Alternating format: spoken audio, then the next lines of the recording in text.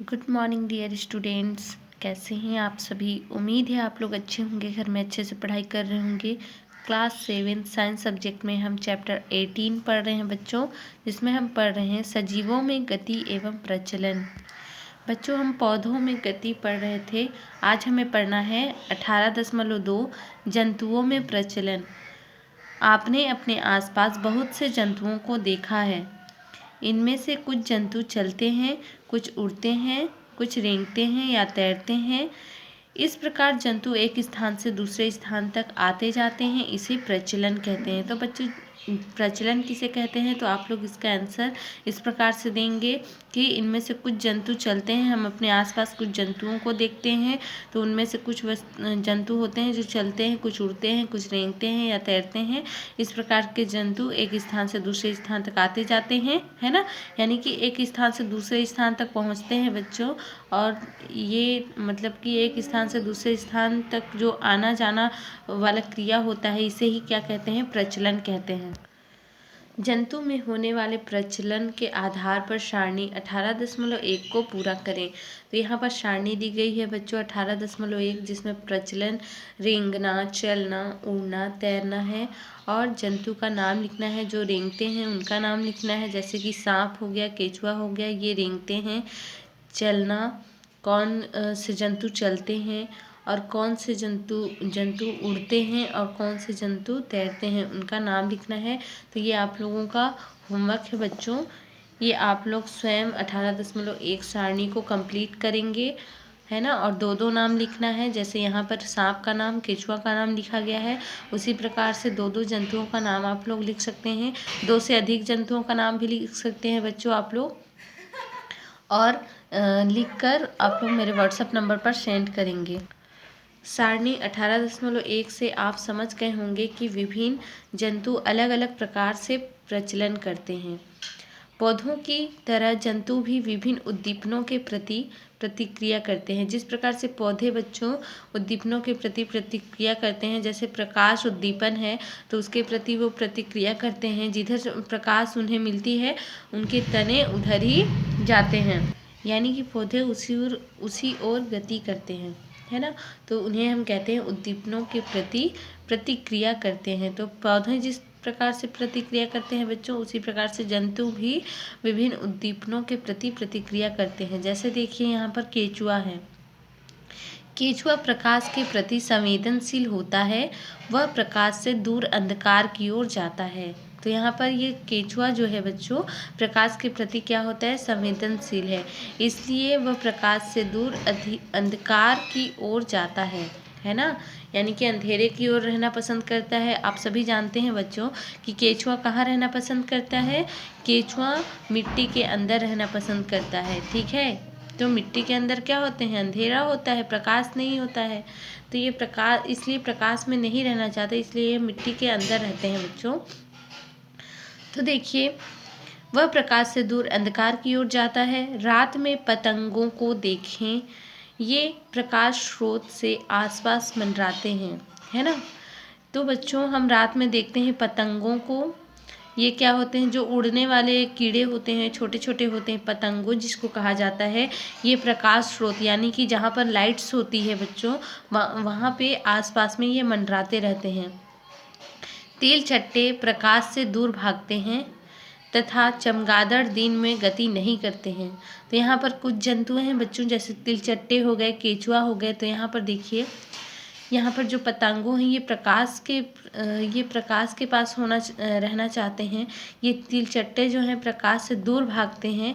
और चमगादड़ जो हैं ये दिन में गति नहीं करते हैं, यानी कि प्रकाश में ये भी रहना नहीं चाहते हैं। सोचिए, जंतुओं में प्रचलन की क्या उपयोगिता है।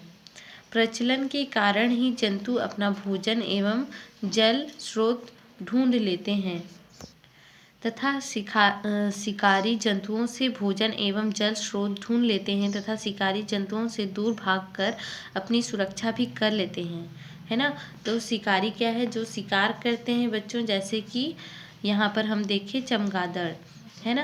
तो चमगादड़ क्या करते हैं, ये अंधेरे में, यानी कि अंधेरे में गुफा में रहना चाहते हैं। और ये क्या करते हैं, जंतुओं में प्रजनन दिन में गति नहीं करते हैं, ये रात में निकलते हैं और रात में ही ये क्या करते हैं, अपना शिकारी यानी कि शिकार करते हैं, भोजन करते हैं, भोजन एवं जल स्रोत ढूंढ लेते हैं, है ना। और जो शिकारी जंतु होते हैं उनसे दूर भी भागकर अपनी सुरक्षा भी कर लेते हैं, यानी कि चमगादड़ को खाने के लिए जो भी जंतु आते हैं उनसे वो दूर भाग जाते हैं, है ना। इसके अतिरिक्त साथी की तलाश, अंडे देने और नवजात के पालन हेतु सुरक्षित स्थान ढूंढने में सफल हो पाते हैं, है ना। इसके अतिरिक्त ये क्या करते हैं बच्चों, अपने साथी भी ढूंढ लेते हैं, यानी कि साथी की तलाश भी कर लेते हैं, अंडे देने और नवजात के पालन, यानी कि नवजात जो छोटे शिशु होते हैं बच्चों, है ना, छोटा बच्चा होता है, उसके पालन के लिए, पालन पोषण हेतु ये सुरक्षित स्थान भी ढूंढ पाने में सफल हो जाते हैं। अब हम देखते हैं बच्चों क्रियाकलाप 3। बच्चों ये आपको अच्छे से समझ में आ गई होगी सारणी 18.1, है ना, क्योंकि इसमें क्या हो रहा है, जिस प्रकार से पौधे उद्दीपनों के प्रति प्रतिक्रिया करते हैं उसी प्रकार से जंतु भी उद्दीपनों के प्रति प्रतिक्रिया करते हैं। यहाँ पर कुछ जंतुओं का नाम हम देखें, है ना। अब हम पढ़ेंगे क्रियाकलाप 3। क्रियाकलाप 3 में हम आवश्यक सामग्री में सूक्ष्मदर्शी लेंगे, स्लाइड लेंगे, तालाब का जल लेंगे। बच्चों आप सभी जानते हैं सूक्ष्मदर्शी के बारे में, स्लाइड के बारे में जानते हैं। स्लाइड एक जो छोटा सा कांच का पतला होता है, पट्टी टाइप का बच्चों, है ना, उसे स्लाइड कहते हैं, जिसे सूक्ष्मदर्शी में रखकर हम उसके जैसे जो स्लाइड होता है उसमें हमें जो कुछ भी देखना होता है सूक्ष्मदर्शी में, यानी कि सूक्ष्मदर्शी की सहायता से, तो स्लाइड पर ही हम रख के देखते हैं, ठीक है। तालाब का जल, जैसे तालाब का जल हमें देखना है, जल में क्या क्या होता है, तो हम तालाब के जल को स्लाइड में रखते हैं, उसके बाद सूक्ष्मदर्शी की सहायता से देखते हैं। तो आइए देखते हैं, किसी तालाब या पोखर के ठहरे हुए जल की बूंदें यानी कि बूंद को स्लाइड पर रखकर सूक्ष्मदर्शी की सहायता से देखें। बच्चों यहाँ पर तालाब या फिर पोखर, पोखर आप लोग जानते हैं तालाब की तरह छोटा होता है ये, है ना, जहाँ पर पानी बहुत ठहरा हुआ होता है, ठीक है। तालाब थोड़े बड़े आकार में होता है, पर पोखर क्या होता है, थोड़े छोटे आकार में होता है और पानी ठहरा होता है। तो आप तालाब या फिर पोखर का पानी ले सकते हैं, ठहरे हुए पानी की बूंदे को स्लाइड पर हम रखेंगे और स्लाइड पर रखने पर बच्चों हम सूक्ष्मदर्शी की सहायता से देखेंगे। इसमें आपको सूक्ष्म जीवों के प्रचलन के विभिन्न तरीके देख सकते हैं, है ना, कि कैसे वो प्रचलन करते हैं, उनके आप लोग तरीके देख सकते हैं बच्चों। 18.4 में हम देखेंगे, यहाँ पर देखिए अमीबा है, यूग्लिना है, पैरामीशियम है, ये किस प्रकार से ये प्रचलन की क्रिया करते हैं और कैसे करते हैं, तो इनके हम तरीके देखेंगे। जैसे यहाँ पर देखिए, एक कोशिक अमीबा में प्रचलन करने के लिए पादाप बनते हैं। यहाँ पर देखिए, जब ये प्रचलन करते हैं तो यहाँ पर देखिए ये पादाप कहलाता है, ये पादाप बनते हैं बच्चों। और यूग्लिना में प्रचलन के लिए धागे के समान एक संरचना पाई जाती है जिसे कशाभिका कहते हैं। ये कशाभिका यूग्लिना को तैरने में सहायता करती है। ये देखिए, ये यूग्लिना है बच्चों, डायग्राम देखते चलेंगे, इसे कशाभिका कहते हैं, ठीक है। कशाभिका के द्वारा ये तैर पाते हैं बच्चों पानी में, ठीक है। अमीबा और यूग्लिना की तरह पैरामीशियम भी एक कोशिक जीव है। एक कोशिक जीव मतलब आप लोग समझते हैं, है ना, हम बहुकोशिकीय जीव कहलाते हैं, पर ये जो है पानी में जो पाए जा रहे हैं पादाप अमीबा, यूग्लिना, पैरामीशियम, ये सिर्फ एक ही कोशिका के बने होते हैं और ये सारे कार्य एक ही कोशिकाओं के द्वारा ही करते हैं, ठीक है। भोजन करेंगे, भोजन का आदान प्रदान सब एक ही कोशिका यानी कि एक ही जो इनका होता है एक ही साइड से करते हैं बच्चों, ठीक है। तो यहाँ पर हम देखते हैं, इनमें चलन हेतु पूरे शरीर की सतह के चारों ओर रों जैसी छोटी छोटी रचनाएं पाई जाती हैं। इन्हें सिलिया कहते हैं। इन सिलिया की सहायता से यह पानी में तैरता है। तो यहाँ पर देखिए, ये जो इनके ये चप्पल के आकार के आपको दिखाई दे रहे होंगे बच्चों, और यहाँ पर ये छोटे छोटे सिलिया पाए जाते हैं इस प्रकार से, है ना, बहुत छोटे छोटे, जिसे सिलिया कहते हैं। और इसी कारण से इन्हीं सिलिया की सहायता से ये पानी में तैरते हैं। तो आप सभी को पता है कि ये किस प्रकार से पानी में तैरते हैं, किसकी सहायता से, और इनके विभिन्न अलग अलग तरीके हैं पानी में तैरने के लिए। क्रियाकलाप 4 देखेंगे बच्चों। आवश्यक सामग्री में हम केचुआ लेंगे, सफ़ेद कागज लेंगे, ठीक है। एक केचुए को सावधानीपूर्वक कागज पर लपेटकर इसके प्रचलन का अवलोकन करें। हमें क्या करना है, केचुए को सावधानीपूर्वक कागज पर लपेटना है, कागज पर रख कर, है ना, कागज पर रखेंगे और इसके प्रचलन का अवलोकन करेंगे। पहले इसके शरीर का अग्रभाग यानी कि जो फर्स्ट का पहला भाग है वो पतला हो जाता है और आगे बढ़ता है। इस समय शरीर का पिछला भाग क्या हो जाता है, छोटा और मोटा हो जाता है। यह कार्य पेशियों के संकुचन और शीतलन द्वारा होता है। चित्र 18.5। जो भाग पतला और लंबा होता है वह पेशियों के संकुचन के कारण होता है ना। पेशियों की संकुचन की यह लहर शरीर के पिछले भाग में भी जाती है। फलस्वरूप आप देखते हैं कि क्रमशः मध्य भाग एवं पश्च भाग भी पतले व लंबे हो जाते हैं। यही क्रिया पुनः दोहराई जाती है। जब एक भाग पतला और लंबा होता है तब दूसरा भाग पेशियों के शिथिलन के कारण मोटा और छोटा हो जाता है। तो बच्चों यहाँ पर जो केचुआ है वो चलने की क्रिया, यानी कि जब ये केचुआ प्रचलन करता है ना, केचुआ जब प्रचलन करता है तो प्रचलन करते टाइम आप लोग देखेंगे कि उनमें संकुचन और शिथिलन की क्रिया होती है ना। और संकुचन और शिथिलन की क्रिया में इनका जो अग्र और पश्च भाग होता है वो पतला मोटा इस प्रकार से होता है। तो हम डायग्राम के थ्रू समझेंगे बच्चों। यहाँ पर आप लोग डायग्राम देख रहे हैं, ये केचुआ का डायग्राम है। जब ये आगे की ओर बढ़ता है बच्चों तो क्या होता है, आगे की ओर बढ़ता है उस टाइम पे ये पतला हो जाता है और ये पश्च भाग है ये मोटा हो जाता है। तो इनमें ये संकुचन के कारण होता है। और जब शीतलन होता है बच्चों तो यहाँ पर देखिए अग्रभाग मोटा हो जाएगा, फिर जो पिछला भाग है वो मोटा हो जाएगा और मध्य भाग पतला हो जाता है। तो इस प्रकार से जब ये प्रचलन की क्रिया करते हैं तो यहाँ पर आप लोग देख सकते हैं किस प्रकार से इसका पिछला भाग, अग्र भाग और मध्य भाग मोटा हो जाता है और बाकी पतला हो जाता है। तो ये जो मोटा पतला होता है बच्चों, ये शिथिलन और संकुचन के कारण होता है ना। शिथिलन मतलब आप लोग जानते हैं ये फैलना, और संकुचन मतलब सिकुड़ना, छोटा हो जाना और फैल जाना, यही शिथिलन और संकुचन है। संकुचन के समय ये क्या हो जाते हैं, छोटे हो जाते हैं, यानी कि ये जो भाग है ये संकुचन करते हैं तो ये अग्रभाग पतला हो जाता है और पिछला भाग क्या हो जाता है, मोटा हो जाता है। और जब ये शिथिलन की क्रिया करते हैं तो क्या होता है, इनका अग्रभाग मोटा होता है और पिछला भाग पतला होने लगता है। यहाँ पर देखिए, है ना। तो इस प्रकार से इनमें संकुचन और शिथिलन की क्रिया होती है, इसी क्रिया के द्वारा ये प्रचलन कर पाते हैं केचुए। आपने घरेलू मक्खी या मच्छरों को उड़ते हुए देखा है। ये पंखों की सहायता से उड़ते हैं। पंखों में गति इनसे जुड़ी पेशियों के कारण होती है। जो पंखों में गति होती है बच्चों, तो इनसे जुड़ी जो पेशियां हैं उनके कारण से इनके पंखों में गति होती है, जिसके कारण से ये उड़ पाते हैं। जैसे कि मक्खियों के पंख आप लोग देखे हैं, मक्खी भी उड़ पाते हैं। मच्छर में भी पंख होते हैं बच्चों, जिनके कारण से ये उड़ पाते हैं।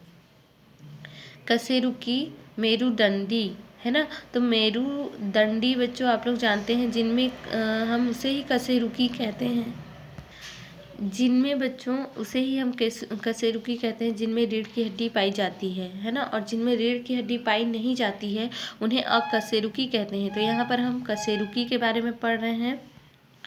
कशेरुकी जंतुओं में चलन कंकाल और पेशी तंत्र की सहायता से होता है ना बच्चों। आप लोग जानते हैं मानव शरीर का कंकाल आप लोग देख चुके हैं, है ना। तो कंकाल और पेशी तंत्र के कारण की सहायता से ही वो चल पाते हैं। किंतु विभिन्न जंतुओं में चलन के तरीके भिन्न भिन्न होते हैं, यानी कि विभिन्न अलग अलग जंतुओं में जो चलन के तरीके होते हैं वो अलग अलग होते हैं, भिन्न भिन्न होते हैं।